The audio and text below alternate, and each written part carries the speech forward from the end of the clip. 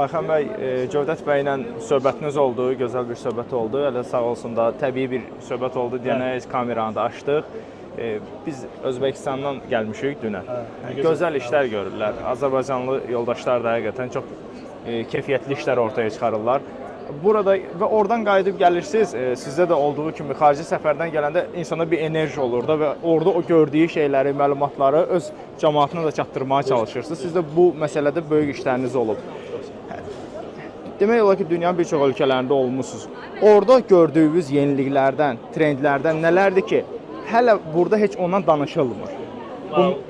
Bu sualı bir cavablandırsın. İlk öncə biraz belə bir fərqli bir informasiya maraqlı sualdır. İlk öncə mən bir qədər fərqli bir məqama toxunmaq istəyirəm. Ümumiyyətlə, xarici səfərə gəldikdə mən düşünürəm ki, elə xarici səfər olmayıb ki, mən oradan qaydanda ağlımda illərlə saxladığım sual və yaxud da düşündüyüm hər hansısa bir məni düşündürən problemin cavabını tapa bilmirəm. Bəli. Mütləq olub ki, xarici səfərdən qayıtdıqda hər hansısa bir uzun müddət düşündüyüm nəyinsə cavabını tapmışam. 100%. Yeni yerlər görmək, yeni insanlarla tanış olmaq insana həqiqətən çox müsbət təsir göstərir. Beyində sanki neyronların hərəkəti daha da sürətlənir, yeni əlaqələr qurulur və düşündüyün nəyləri isə daha rahat şəkildə. Dediyim kimi, bu xarici səfərlər insana həqiqətən çox şey qatır. Həm də biz ixracla məşğul olduğumuza görə tez-tez səfər edirik, yerli və beynəlxalq trendləri izləyirik.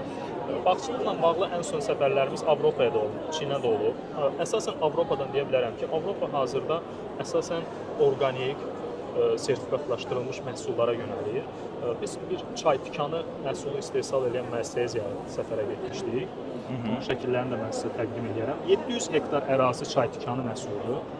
Və maraqlısı odur ki, həmin ərazidə ancaq orqanik gübrələrdən istifadə olunur və kimyəvi heç bir şey istifadə olunmur. Və biz orada ərazidə olanda maraqlı idi ki, ağacların bir qismi zədələnmişdi, bir qismində göbələk mənşəli xəstəliklər, bir qismində zərərvericilərdən zədələnmələr görülürdü. Biz soruşurduq, bunları necə mübarizə aparırsınız? Çox maraqlı oldu ki, həmin o müəssisənin rəhbəri xanım bizə qayıtdı ki, heç cür mübarizə aparmır. Yəni, təbiət bizə nə sonda saxlayırsa, biz onu istifadə edirik. Bəli. Təbii ki, bu çox belə mənim üçün də maraqlı bir yanaşma oldu. Sonda bu təbii məhsulun maya dərinin də yuxarı çıxması ilə nəticələnir. Amma digər tərəfdən demək istəyirəm ki, bu trend orada mövcuddursa, demək ki, bir müddət sonra, 5 il, 10 il sonra Azərbaycanda da buna doğru istiqamət gedəcək. Çünki bazarda bizim məhsullarımız həmin məhsullarla rəqabət aparmalıdır. Biz Avropa bazarına bugün məhsul ixrac etmək istəyirik,sə, demək ki, Avropanın trendi odur ki, məhsul orqanik olmalıdır. Ya ümumiyyətlə orada kimyəvi qalıqlardan heç bir şey olmamalıdır, pestisid qalıqları standartlara uyğun olmalıdır, ya da heç olmamalıdır, belə deyək. O cəhətdən düşünürəm ki, orqanik istiqamətlərə yönəlmək bizim üçün bu dəqiqə çox önəmlidir. Yəni, mən demək istəmirəm ki, tam olaraq biz dərmanları kəsməliyik, bu o demək deyil. Çünki bu hazırda mümkün də deyil.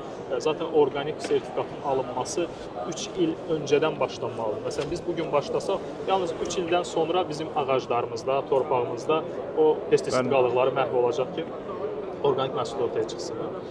Amma trend buna doğru gedirsə, biz də bu istiqaməti düşünməliyik. Daha sonra mən düşünürəm ki, bizim üçün vacib olan istiqamətlərdən biri bayaq da müzakirəmizdə dediyimiz kimi məhsulların istehsal prosesinin qlobal standartlara uyğunlaşdırılmasıdır.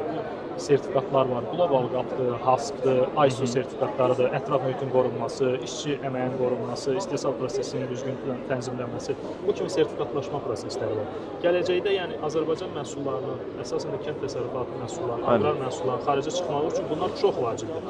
Elə mən fürsətdən istifadə edib dəvət edirəm bizim yerli sahibkarları ki, az eksportla yaxından əməkdaşlıq eləsinlər. Çünki bu yaxınlarda bir təlim başlanılacaq. Sırf Avropadan olan və yerli ekspertlərin birgə iştirakı ilə olacaq bir təlim olacaq bu. Bizim tərəfimizdən qarşılanacaq xərcləri. Məqsədimiz burada HASP-dır, qlobal qapdır, orqanikdir, vegandır, ISO sertifikatlarıdır. Bunlar necə alınır və ən əsas sual da niyə alınmalıdır? Nə üçün bu vacibdir? Bu kimi suallara cavab tapacağıq. Həm nəzəri olacaq, həm praktik olacaq, yerlərə səfərlər edəcək. Fürsətdən istifadə edib, yəni dediyim kimi dəvət edirik ki, həmin sahibkarlarımız təlimlərə qoşulsunlar. Bu arada elanı sizin qrupda da paylaşarıq. Olsun, gözəl olar. Qoşulsunlar, faydalansınlar. Yəni gələcək buna doğru gedir. Bütün ölkələrə səfər etdikdə də görürük ki, proses buna doğru gedir. Yəni biz də buna keçid etməliyik zamanla. Bəli, 100%. Dediyiniz məsələləri də mən gözümlə gördüm. Bir-iki şey qeyd eləmək istəyirəm. Məsəl üçün biz orada neydi, videoları yayımlanmağa başlayır. Bu videolar da bir 3 gün sonra yayımlanacaq, montaj olunub. Sözümün canı nədir? Orada Zaur müəllim, agronomumuz Azərbaycanlı idi, o baxırdı. Çox gözəl insandır, Bəli. təşəkkür adamdır. Tanıyırsınız, yolumuzda da olub, ətrafımızda da olub. Və gübrələmə və dərmanlamanı 100%-dən hardasa 30%-ə endirib. Demək olar ki, dərman atmırıq, müəyyən vacib olan 1-2 dərman atmışıq deyir. Ancaq sulaması filan bunlara diqqət yetiririk. Nəticə var idi ortada. Tonaj da var idi və Demək ki, mümkündür. meyvədə dad da var idi. Mümkündür. Eləmişdilər. Yəni orada gözümüzlə gördük və belə deyim, indi bilmirəm, fərqli bir dövlətdir, adını bu cür çəkməyim necə olur. Mən Rusiya bazarında özüm gözümlə görəndə meyvənin bizim sahibkarlarda da bu proses var. Üst təbəqəsinə iri meyvələri toplayırlar. Alt təbəqəsinə isə xırda meyvələr toplanır. Belə satışa gedir. Bu istər-istəməz bir öz ölkəmin məhsuluna nisbətən mənfi bir haldır və deyirlər ki, belədir. Amma orada onların artıq kalibrovkadan keçirdiyini gördüm. Hər kalibrə görə paketlənmə və satış gedir və ona uyğun qiymət. Yəni sənin 2 cür məhsulun varsa, onları qarışdırmaya ehtiyac yoxdur. Hərisinin öz müştərisi var. Hərəsinin öz müştərisi var. Özdə belə deyim sizə, hər bir bazara uyğun paketləmə eləyirlər, yetişdirmə eləyirlər və hər yerdə satış edirlər. Dediyimiz məsələləri faktorda gördük. İnanıram ki, bizim bağbanlar da ona gələcək. Sadəcə olaraq hələ də 1-2 manat, belə mən loru dildə deməyə çalışacağam, pul qazanılır deyənə ona yanaşılmır, amma elə bir vaxt gələcək ki, məcbur qalacaq. Məcbur qalmamaq üçün də indidən siz deyənlər eləmək lazımdır. Yəni bilirsiniz, mən onu soruşdum orada ki, necə oldu da siz organikə keçdiniz səfərlərdə olanda. Onu biz birdən-birə etmədik. 700 hektar bağın 10 hektarından başladı. Gördük burada effekt var, keçdi 20 hektara, 30 hektara. Yəni birdən-birə keçid etməyə də ehtiyac yoxdur. Ən azından yoxlamaq olar, baxmaq olar ki, bu iş işləyir, işləmir. Daha sonra indi Çinə səfərimizdə də gördük ki, Çin aqrar sahədə çox irəlidədir. Əsasən də məhsulların yetişdirilməsində süni intellektin tətbiqi, məhsulların yetişdirilməsində dronlardan istifadə, daha sonra torpağın belə deyək, strukturunun öyrənilməsi üçün 7/24 nəzarət altında qalan sensorlar var. Sensor bizə informasiya verir ki, məsələn, 7-ci sırada 14-cü ağacın pH-ı, torpağının pH-ı nədir? Bəli. Həmin ağacın altındakı su nə qədərdir? Çünki məsələn böyük bağdır, həmin bağın 1-ci sırası ilə 15-ci sırası arasında torpaq strukturunda fərq var. Amma biz onların hamısını damlama üsulu ilə məsəl üçün 2 saat sulayırıq. Amma torpaq strukturu fərqli olduqda birində sulanan 2 saat orada su toplanır qalır və mənfi təsir göstərir. Onlar necə edirlər? Onlar sensor yerləşdiriblər və onlar artıq bilirlər ki, 7-ci sıranı neçə dəqiqə sulamaq lazımdır, 1-ci sıranı neçə dəqiqə sulamaq lazımdır. 7/24 o sensor onlara informasiyanı 24 saat ötürür. Yəni bu dəqiq kənd təsərrüfatı adlanır. Daha sonra gübrələmədə dronlardan çox yaxşı istifadə edirlər. Konkret bilirlər ki, hansı ağacda problem var. Ona komanda verilir. Dron qalxır, gedir həmin ağacı dərmanlayır. Bütün ərazini dərmanlamağa ehtiyacı yoxdur və qayıdır yenə bir şey. Bu kimi texnologiyalar var. Zaman, vaxt, maddiyyat, hər şeydən qənaət edilir.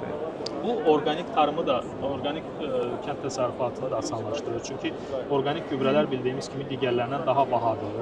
Bəli. Baha olduğuna görə də onun istifadəsi maya dəyərini də qaldırır. Amma biz biləndə ki, bütün bağı orqanik olaraq dərmanlamağa ehtiyac yoxdur. Yalnız tutaq ki, görürük ki, torpağın hansı hissəsində hazırda problem var. Orada tətbiq etdikdə o daha ucuz qiymətli başa gəlir və məhsulun maya dəyəri də ucuz olur. Bəli. Çox sağ olun, təşəkkürlər, gözəl məlumatlar verdik. Tez-tez görüşmək ümidi ilə. Bəli, bəli.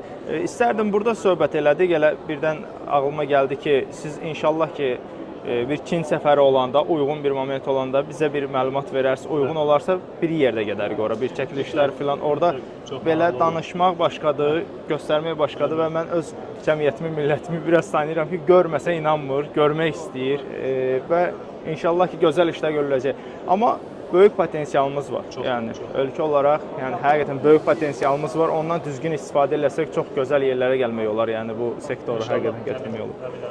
Çox sağ olun, təşəkkürlər, var olun, şad olun. Sağ olun, əsas olun.